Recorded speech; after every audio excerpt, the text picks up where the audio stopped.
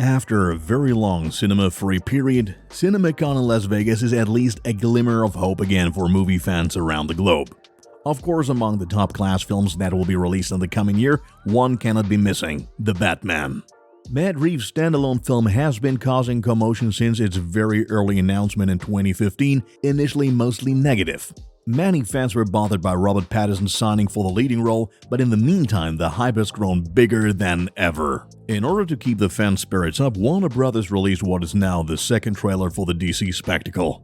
Besides scenes from the movie, behind-the-scenes footage was also shown in Las Vegas as well. Gotham City seems to sink into chaos in the trailer while dramatic music plays in the background. Pattinson himself comments that the Batman we will see in the finished film will be radically different from the previous cinematic characters. Reeves also adds that it will be an emotional movie based on the Batman Year One comic by Frank Miller and David Mazzucchelli. Moreover, there are fight scenes between Batman and Catwoman in the trailer which have a very personal touch. Also, Andy Serkis can be seen in his role as Alfred, of course in proper style with a vest and white hair.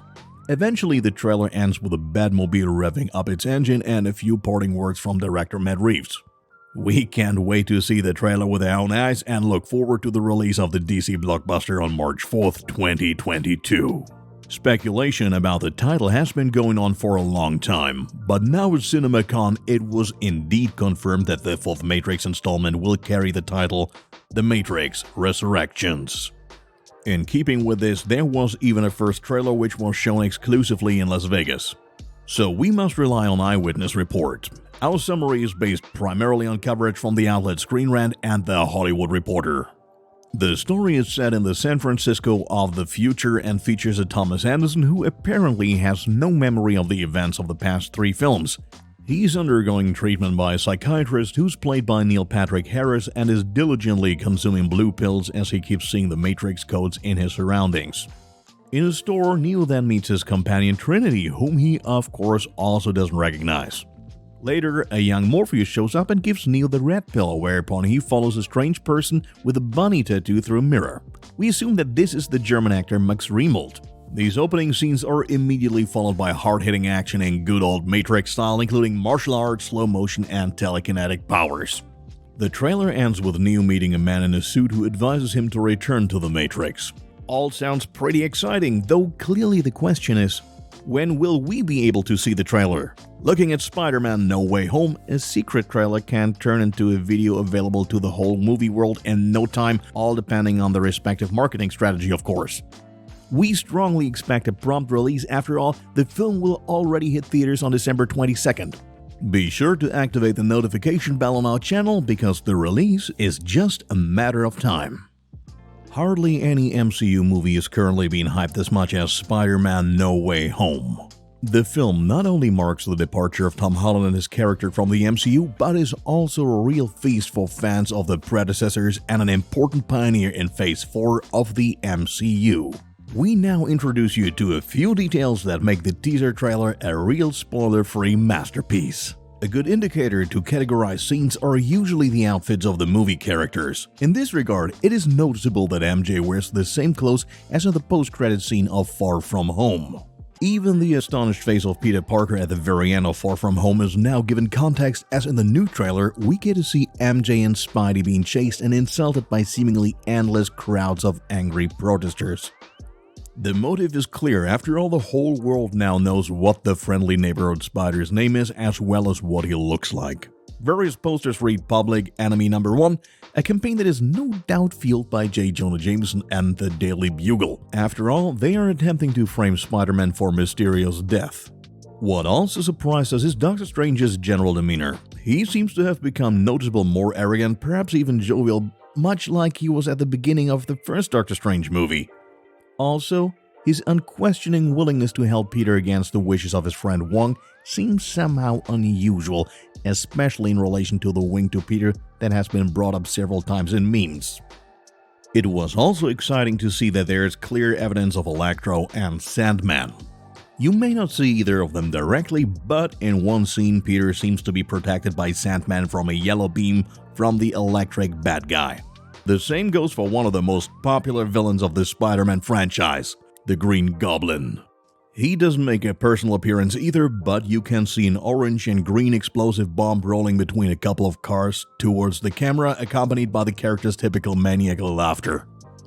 Needless to say, the only returnee who can actually be seen is Doc Ock, appearing in a spectacular fight scene and addressing Peter directly. A truly epic moment that gives you goosebumps. Cinemacon not only had a brand new trailer for Matrix 4 up its sleeve, but also fresh footage of the upcoming Jurassic World Dominion.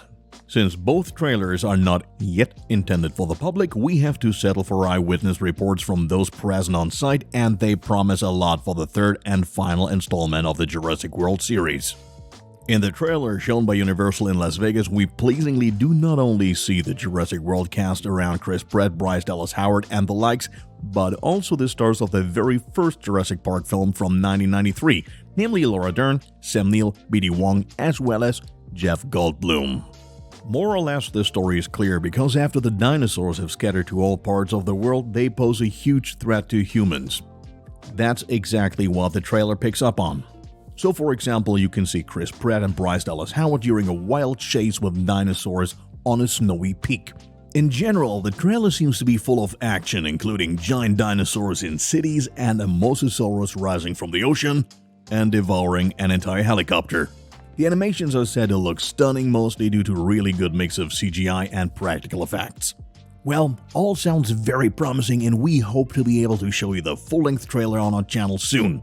Sadly, we don't know when exactly that will be at this time. Jurassic World Dominion will be released in theaters on June 10th, 2022. Last year, the death of Chadwick Boseman cast a cloud over the entire film world. Respecting the legacy of the King T'Challa actor, Disney decided not to recast his role. Obviously, no one can fill the void he left behind. Nevertheless, there is an important new addition for the sequel. As Marvel boss Kevin Feige recently confirmed in an interview with comicbook.com, the character Riri Williams, aka Ironheart, will finally make her MCU movie debut.